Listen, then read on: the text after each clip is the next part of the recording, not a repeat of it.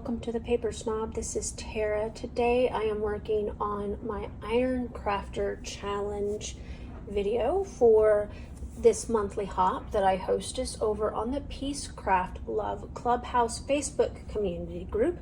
The information is below if you would like to join this hop. Anybody is welcome to join this hop. You just need to be a member of that Facebook community group in order to get the information. I post the event each month at the end of the month for the following month. And we have a list that the ladies helped me choose for the month, for the year 2024. These are items that we feel that we are not using enough of in our stashes. And for some people, an item each month may be something that they don't have or something that they do use a lot, and that's okay. If they don't have it, they don't have to play along that month, but if it's something that they use a lot, they can still play along because we all need ideas for certain stash items. Now, this isn't a hop about tools, and you know, we do have tools in our stashes that we aren't using enough, but this is about items. And this month's mystery item, which I announced at the end of June, is buttons, brads, and or eyelets. And I do use my buttons quite a bit, a little bit less than I normally do, it seems like lately, but I still use them, and I have a ton of them. I have some little jars full of buttons. They are not separated into colors.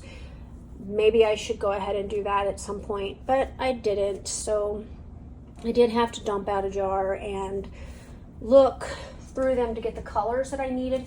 The other place that I have buttons, because I didn't have enough jars, is I have these old Christmas cookie tins, and my mom always had one of these under the couch or the recliner in the living room full of buttons.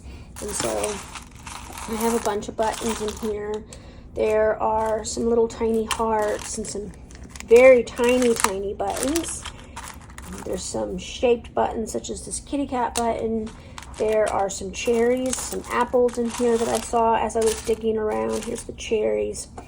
But I just pour them in here, and when I really want to dig through them, I will pour them out into like a sheet, a cooking sheet, and spread them out, and that way I can dig through them faster. But last night I just pulled out some buttons that matched the paper that I have, plus I have those, and there's some in this collection as well that there they are. So Shamel put some in her collection as well. So I have a few to choose from, but I used this piece of specialty paper from Main Character Energy for the colors. And I pulled, this is a collection that is in my counterfeit kit for July.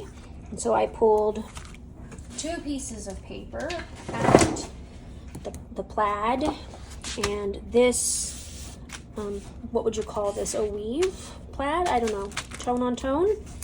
And then the specialty paper, and there will be a white piece of cardstock. I also pulled this purple alphabet that I haven't dug into yet, and the phrase, one sheet of the phrase stickers. These are photos that I took of my granddaughter in December 2016, and this is a piece of packaging.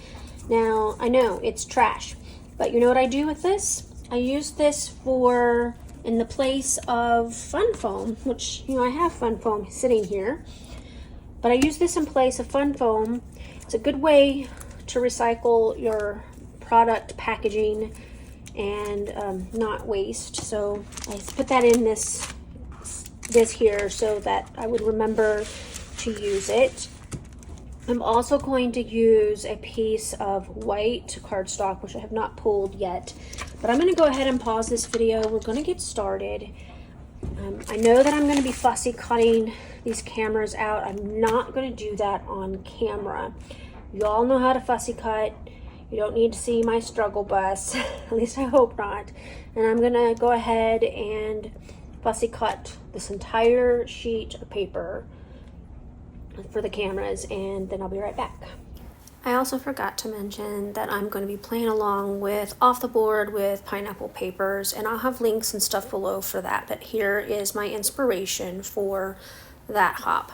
So the first thing I'm going to do is I decided I wanted a little bit of mixed media. So I have this cardstock circle that I cut out of a piece of cardstock.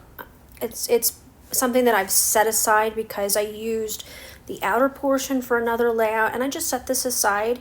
And fun fact with this, I actually take that with me when I'm scrapbooking out of the home. Like when I go in September, I'll take that with me to WeCreate in case I want to make a layout that has a large circle. I won't have access to my Cameo, and I don't own the creative memory system that allows you to cut big circles. So what I'm doing is I'm just doing the ink packaging technique.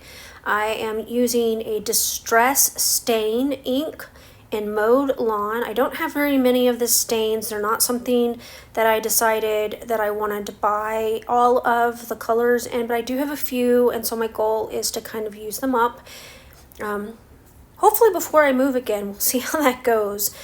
This one was brand new and I just opened it, but it is Mode Lawn, and I love the Distress stains because you don't have to add water, so they make great inks to carry with you to crops as long as you have a way to do that. So what I'm doing now is I'm going to expose the white core of my photos because I do not want to matte them. There's 4 photos. It's going to take up quite a bit of real estate on my layout, and as you can see, I have cut down the white paper and I've backed it with that plaid. I did gut the plaid so that I have that piece for another layout at another time. I know that you probably remember I talked at the beginning of the video about that piece of chipboard packaging. This is what I meant by using it in place of fun foam. You can see where I fussy cut all of the cameras. Those are on the right hand side of my layout, and I have them upside down because they're drying, but I fussy cut all the cameras and then cut down bits and pieces of that chipboard and just attached them on the back so that I would get the same type of lift that you get when you use fun foam. It's just a way to not throw away packaging. I learned this trick from Janet Madison over at RTS Scrapbooking. It's a great idea. I know that she uses other things as well, but you know, this way I don't feel bad about wasting stuff, and it uses more of the things that I have in my home. So I am also putting it on the backs of my photos, as you can see here, and I use the same process with the cameras. Like I said, they're drying. They're mostly dried at that point, but I just wanted to show you kind of the process of doing that.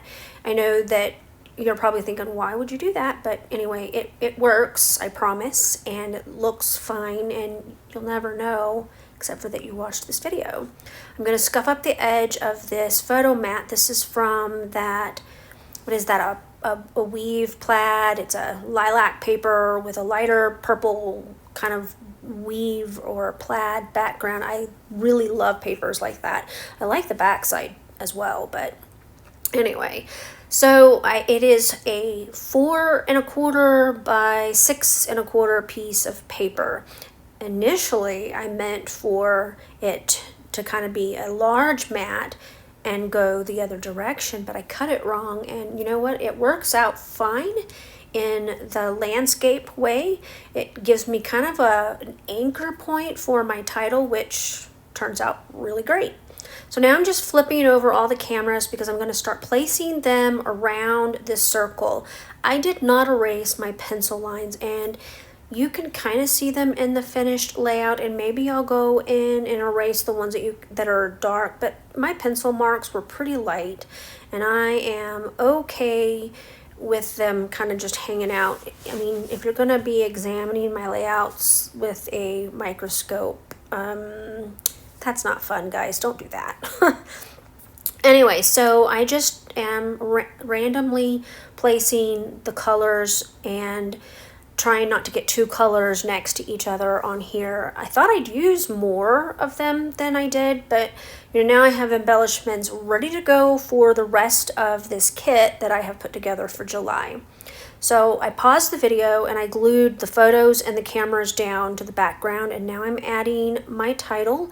I really wanted to use "There is magic in you," but those are all large words and they're just not going to work. So I'm going to bring in a smaller alphabet here in a second, and I'm going to use that instead of the gold. I also wanted to go ahead and get started placing my buttons. After all, this is for my Iron Crafter challenge layout, and I want to use buttons.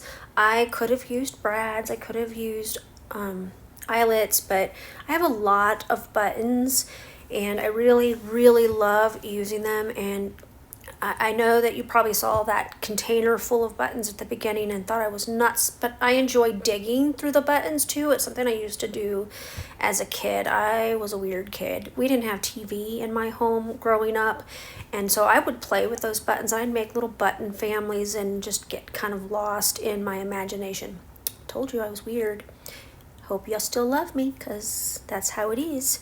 Anyway, I am gonna try to use up all of the freckled fawn buttons that are left over, and I'm gonna use quite a few of the ones from Chamel's collection as well. I think I use all of them but 2 or 3, and I do get all of the freckled fawn buttons on here pretty easily. I'm just, again, trying to not put the same color of button near the same color of camera. It gets kind of hard at the end, but I do manage fairly well and get plenty of the buttons on here, and I really like those placements. And I love this wreath that I made with the cameras. It looks even better in person than it did in my head, which doesn't always happen. I'm sure you all are familiar with that. Things don't always go the way you expect them, but this did even better than I expected. Now when I go off camera to glue everything down, I am going to use glue dots on the back of the buttons. That's my adhesive of choice for buttons because they stick quickly. I don't have to wait for anything to dry. The other adhesive that's great for buttons is Perfect Paper adhesive, and I use Perfect Paper adhesive if I'm altering a canvas. I have a canvas hanging up in my bathroom that I use to make kind of an ocean scene, and the buttons are kind of in the sand part, which is really cool. If you watched my craft room tour video that I posted on Tuesday of this week, you will notice, or you probably noticed, that I had a container of small alphabets arranged by color. I just reached around behind me, because they're literally behind me, and I pulled out 2. I started with the pink, but then I thought it was going to disappear on that photo mat and ended up using this yellow. In my finished layout spiel at the end of this video, I mentioned that I think these might be freckled fawn, but as you can see, they are from Hip Kit Club. I had set them aside and couldn't see them any longer when I was doing that part of the video, so I apologize. But I love having these smaller alphabets like this on hand so that I can do long titles like this one. And so I ended up putting "There is" above magic, and "in" is going to be above the gold U, which I ended up sticking down here on the bottom near the lower right hand photo of my granddaughter. Now, as you can see, my granddaughter is quite a character. All right, I got my layout completely finished. I'm really happy with the way that this turned out. I love that I was able to mix up the title and get the full title. The actual phrase set has this full title, but with the amount of photos I put on here, you really couldn't use the full gold title, and I'll use them for something else another time. So I pulled out these little yellow letters. They are either freckled fawn or Hip Kit. I'm not sure which. Otherwise, you saw me do everything on camera except I tucked in 2 tags with journaling up here, and I put her name and the date down here. I want to thank you so much for coming to my channel today.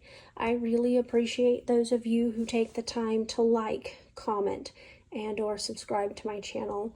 Without your help, I can't grow my channel, and I really appreciate those of you who take the time to do those things for me. If you like what you saw and would like to subscribe, it'll always be free to subscribe to my channel, so go ahead and click that button down there below. Check out that description box. We have a full hop list, which will include Instagram participants who don't do YouTube, but we've got quite a few Instagram players. And of course, there's a playlist for the YouTube group. A lot of us who post on YouTube still post on Instagram, so you'll be able to see a lot of our videos or a lot of our layouts that way as well. I hope that you have a great rest of your Friday and a great weekend. Bye.